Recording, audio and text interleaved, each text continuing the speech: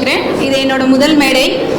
அதனால இவ்வுலகிற்கு என்னை ஈன்றெடுத்த என் தாய் தந்தையருக்கு நன்றி சொல்லியும், என்னை ஈன்றெடுத்தது என் தாய் தந்தையாக இருந்தாலும் இந்த உலகிற்கு என்னை அறிமுகப்படுத்திய என் குருநாதருக்கு நன்றி சொல்லியும், மாதா பிதா குரு இவர் மூவரையும் எனக்கு தெரிவித்த தெய்வத்துக்கு நன்றி சொல்லியும், இவர்கள் நால்வரையும் ஆசி பெறுவதற்காக இன்றளவும் என்னுடன் பயணிக்கும் எனக்கு ஆதரவாக இருக்கும் என் கணவரையும் குழந்தையும் இந்த இடத்துல கடமைப்பட்டிருக்கேன்.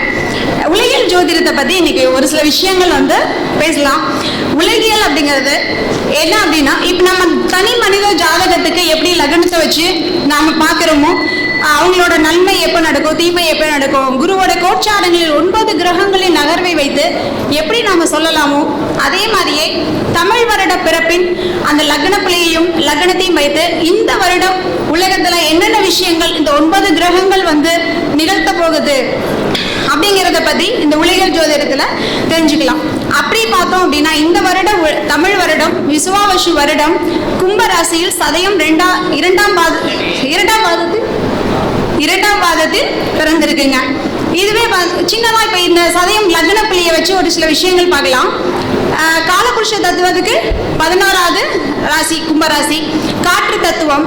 அப்போ கும்பராசி காலபுருஷனுக்கு பாதகாதிபதியாகவும் வருவார். சதயம் 2ஆம் பாதம் லக்ன புள்ளி அப்படிங்கிறது நவாம்சத்துல மகரத்துல விழும். அப்ப லக்னாதிபதி 12ல நவாம்சத்துக்கு மறைஞ்சிருக்கார். விரயங்கள் அதிகம். அதே மாதிரி லக்னாதிபதி 2ல இருக்கார். லக்னாதிபதியான சனி 2ஆம் இடத்துல இருக்கார். வருமானங்கள் நோக்கி நம்ம என்ன பண்ணுவோம், வருமானங்களை நோக்கி இதோட நாட்டு மக்களோட எண்ணங்கள் அதிகரிக்கும். அதுவே இப்ப ராகு கேது பயிற்சி லக்னத்துக்கு வந்துடும். லக்னத்துக்கு வரும்போது ராகு என்ன பண்ணுவாரு, நம்மளோட ஆசைகளை அதிகப்படுத்துவார். ஆசைகளை அதிகப்படுத்தி பேராசைகளை தூண்டி நம்மளை அழிவுக்கு காரணமாக்குவார். அப்ப பாதகாதிபதியாக இந்த வருடம் இருந்ததுனால நம்ம இந்த ஷேர் மார்க்கெட், அது லாப வீடு, லாபஸ்தானம் அப்படிங்கிறதுனால நாம லாப நோக்கத்தோட செயல்படாம ஷேர் மார்க்கெட், இந்த சூதாட்டம் இது மாதிரியெல்லாம் இருக்கிறதுல கவனமா இருக்கிறது ரொம்ப சிறப்புங்கய்யா. இதுல பாத்தீங்கன்னா 9 கிரகங்களோட பேச்சு இருந்தாலும் ராகு கேதுக்களை மட்டும் எனக்கு தெரிந்த சிறு சிறு விஷயங்களை உங்களோட பகிர்ந்துக்கிறேன். இப்ப ராகு பெயர்ந்து காற்று ராசிக்கு வரார். காற்றுங்கிறது கும்பராசி, கும்பம் அடைக்கப்பட்ட காட்டு. அப்ப ராகு என்ன பண்ணுவாரு, பிரம்மாண்டம், அதிக விஷத்தன்மை, அழித்தல், இந்த மாதிரி விஷயங்கள தான் நமக்கு கொடுப்பார். அப்ப காற்றினால நமக்கு ஒரு சில நோய்கள் வர்றதுக்காக வாய்ப்பு இருக்கு. அது கேது சிம்ம வீட்டுக்கு போறார். அது காலபுருஷனுக்கு 5ஆம் இடம், அது நெருப்பு வீடு, மலை சார்ந்த இடங்கள். அப்ப இதுல என்ன, இது குருவின் பார்வையை வச்சு ஒரு சில விளைவுகளை ஏற்படுத்துங்க. அது என்னன்னு பார்ப்போம். இப்ப கேது சிம்ம வீட்டுக்கு வரும்போது அது நெருப்பு தத்துவம். அதுவும் இவங்களோட சொந்த வீட்டுக்கு, அவங்களோட நட்சத்திரங்கள் இருக்கக்கூடிய வீட்டுக்கு வராங்க. இப்ப சிம்ம வீட்டுல பாத்தீங்கன்னா மக நட்சத்திரம் இருக்கு, அதுல கேது பெயர்றார். கும்ப வீட்டுல சதயங்கிற ராகுவோட நட்சத்திரம் இருக்கு, அது காற்று ராசி. அப்ப அவங்களோட நட்சத்திரம் இருக்க வீட்டுக்கு போகும்போது அவங்க ரொம்ப ஸ்ட்ராங்காவே இந்த வருடம் நல்ல பலன்களாகட்டும் தீய பலன்களாகட்டும் பல மடங்காக அது இருப்பார். காற்று ராசி அப்படிங்கிறதுனால ராகு பரப்புதல். ஒரு விஷயம் பார்த்தீங்கன்னா தேவையில்லாத நிறைய விஷயங்களை ஒரு சின்னதா விஷயம் சொன்னதை கூட பரப்பும். அது 3ஆம் இடமான காலபுருஷனுக்கு 3ஆம் இடமான கம்யூனிகேஷன்ங்கிற மிதுன ராசியை தொடர்பு உள்ளது. அங்க குரு இருக்கார். குரு 9ஆம் பார்வையாக பார்க்கிறார். பார்க்கும்போது என்ன சின்ன விஷயம் இருந்தாலும் அது என்ன பிரம்மாண்டமாக பேசப்படும். அதே இப்ப லக்ன புள்ளிக்கு கும்ப ராசிக்கு 9ஆம் இடம் பாதகம். அங்க 6ஆம் இடத்து அதிபதி பாத்தீங்கன்னா 9ஆம் இடத்துல பாதகத்துல இருக்கு. அப்ப எதிரி நாட்டோட நமக்கு 9 அது 2ல உச்சமா இருக்கு, சுக்கிரன் உச்சமா இருக்கு அப்படின்னு இது மாதிரி தனி மனித ஜாதகத்தை படியே பார்க்கலாம். இப்ப ராகுவை மட்டும் பார்ப்போம். ராகு அப்படி கும்பராசி, சனி சொந்த வீடு இல்லாததுனால கும்பராசியை தன் சொந்த வீடாக எடுத்துக்குவார். அப்ப சனியோட காரகங்கள் வளர்ச்சி அடையும், பிரம்மாண்ட ஆக்கப்படும். அப்ப பல இந்த வருஷம் நல்ல விளைச்சல் இருக்கும். இரும்பு தொழில் செய்பவர்கள் இரும்புனால லாபம் கிடைக்கும். அப்புறம் அதே மாதிரி ஷேர் மார்க்கெட், சூதாட்டம், இந்த மாதிரியான விஷயங்களை நம்மள ஸ்டிமுலேட் பண்ணுவார். அதிகம் அதில் ஆசைகளை தூண்டி அதில் நம்மள என்ன பண்ணுவார், முதல் நமக்கு ராகு கொடுப்பார், கொடுத்துட்டு அப்புறம் கெடுப்பார். கேது கிடைக்கக்கூடிய விஷயங்களை தடுப்பார் இல்லைங்களா. அதனால ராகு கிட்ட நம்ம லக்னத்திலேயே வந்ததுனால உலக மக்கள் மனதில் அதிக ஆசைகளை தூண்டுவார். அதனால நம்ம கவனமா இருந்துக்கிறது சிறப்பு. அதுவே கேது எடுத்துக்குவோம். கேது சிம்ம வீட்டில் வரார். கேது அப்படிங்கிறது, சிம்மம் அப்படிங்கிறது தலைமை, அரசியல், அரசாங்கம், குழந்தைகள், நம்மளோட உள் உணர்வுகள் இதெல்லாம் சொல்லும். அப்ப அந்த கேது வீட்டுக்கு சூரியனோட வீட்டுக்கு கேது வர்றதுனால சூரியனோட காரகங்கள்ல தடை தாமதத்தை கொடுப்பார்.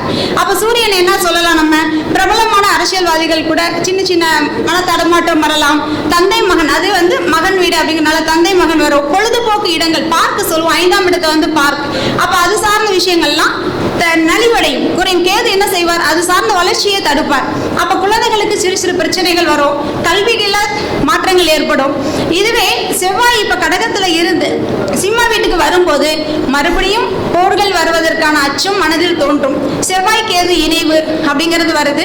அது சனிக்கு 6, 8ஆக வரும்போது மனதில் இனம் புரியாத ஒரு பயம். அது ஜூன் 7ஆம் தேதியிலிருந்து ஜூலை 28 வரைக்கும் மறுபடியும் ராணுவ அதிகாரி, காவல்துறை, சட்ட ரீதியான பிரச்சனைகளை, சிறு சிறு விஷயங்களை சந்திக்கக்கூடிய நிகழ்வுகள் நடக்கும். அடுத்தது இதுவே சூரியன் வீட்டுல அதுவே ஆவணி மாசம் சூரியன் சிம்ம வீட்டுக்கு வருவார். அப்ப சூரியன் கேது இணைவாக மாறும்.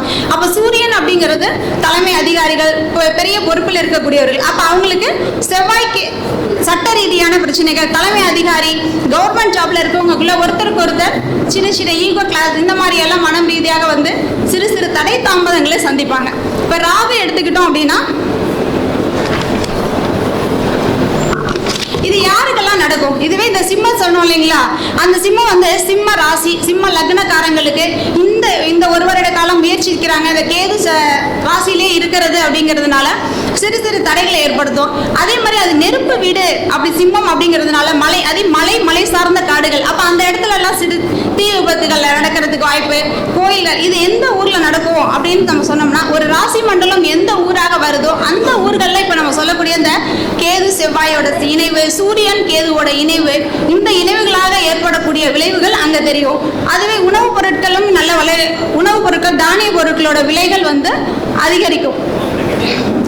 இதனோட இடம் பாத்தீங்கன்னா சிம்ம ராசியோட சிவகங்கை, புதுக்கோட்டை, அங்க மேற்கு தொடர்ச்சி மலை, இதுல எல்லாமே சிறு சிறு சர்ச்சைகள் வர்றதுக்கான வாய்ப்பு இருக்கு.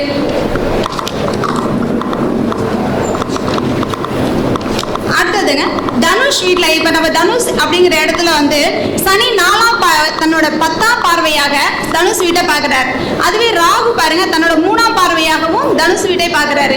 கேது 1-5 திரிகோணங்களாக கனெக்ட் ஆகி நம்மளோட தனுஷ் வீட்டை பார்க்கிறார். அப்ப அந்த இடத்துல விளைவுகள் அதிகமாக இருக்கும். தனுஷ் ராசி மண்டலம் என்ன ஊராக, என்ன நாடாக, என்ன இந்தியாவில் பிளேசஸாக வருதோ அங்க நிறைய விஷயங்கள தீமைகளும் நன்மைகள். இது 7ஆம் பார்வையாக குரு பார்க்கிறார். குருவின் பார்வை வளர்ச்சியை அடையும். அப்ப இவங்க சனி கொடுக்கக்கூடிய காரகங்களும் ராகுவின் பார்வையினால அந்த இடம் தனுஷ் வீட நம்ம என்ன சொல்லுவோம், தனுஷ் வீடு பாத்தீங்கன்னா கருவூலம், வங்கி, நீதி, நிதி, இது எல்லாத்துலயுமே பாத்தீங்கன்னா இந்த துறையில் இருக்கிறவங்களுக்கு சிறு சிறு சர்ச்சைகளை சந்திப்பாங்க. ஏன் சந்திப்பாங்க?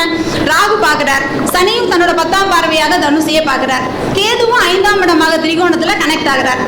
இது எல்லாமே சேர்ந்து மாற்றங்களை ஒன்றுக்கொண்டு கிரக யுத்தம் அப்படிங்கிற மாதிரி தன் காரகங்களை உள் துணிப்பார். அப்போ கோயில்கள சிறு சிறு சர்ச்சைகள் வர்றதுக்கான வாய்ப்புகள் இருக்கு.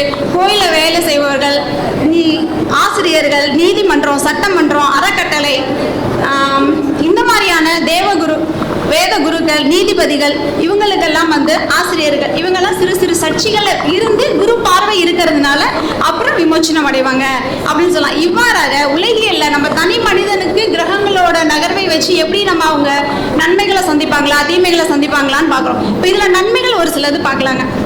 கம்யூனிகேஷன் 3ஆம் இடத்துக்கு குரு போறார். அப்ப குரு இருக்கிற இடத்த என்ன பண்ணுவாரு, கொஞ்சம் வளர்ச்சி அடைய வைப்பார். 3ஆம் இடம் அப்படிங்கிறது ரயில்வே துறை, போஸ்ட் ஆபீஸ், லைப்ரரி, இதெல்லாம் என்ன பண்ணுவார், புனரமைப்பார். இன்னும் புத்தகங்கள் வளர்ச்சி அடையும், குரு வளர்ச்சிப்படுத்துவார். அப்ப அதே மாதிரி 5ஆம் பார்வையாக துலாம் வீட்டை பார்க்கிறார். துலாம் வீட்டை பார்க்கும்போது அந்த துலாம் அப்படிங்கிறது காலபுருஷனுக்கு 7வது இடம். 7ஆம் இடம் அப்படிங்கிறது திருமணம், காதல் திருமணம், அது காற்று ராசி. காதல் திருமணம் இந்த வருடம் அதிகமாக நடக்கிறதுக்கு வாய்ப்பு இருக்கு. அதே 11ஆம் இடத்தை பார்க்கிறார், அங்க ராகு இருக்கார். ராகு இருந்தாலும் குருவின் பார்வையினால சிறு சிறு சர்ச்சைகளையும் இழப்புகளையும் சந்திச்சாலும் குருவின் பார்வையால அவங்க மறுபடியும் என்ன பண்ணுவாங்க, லாப நோக்கட மக்கள் மீண்டெடுத்து வெளியில வரலாம். இது மாதிரி குருவின் பார்வை கிரகங்களின் பார்வைகளை வச்சும் அவங்க நகரக்கூடிய தன்மைகளை வச்சும் நம்ம தனி மனிதனுக்கு என்ன எப்படி பார்க்குறோமோ அதே மாதிரி இந்த உலகியலுக்கும் நம்ம பார்க்க முடியும். அது மாதிரி முன்கூட்டியே மழை, இப்போ போர் கூட அப்படிதான் நம்ம எடுத்துக்கலாம், மறுபடியும் வர்றதுக்கான வாய்ப்பு இருக்கு. எனக்கு பேசுறதுக்கு வாய்ப்பு கொடுத்த நன்றி சொல்லி உரையை முடிக்கிறேன். நன்றி.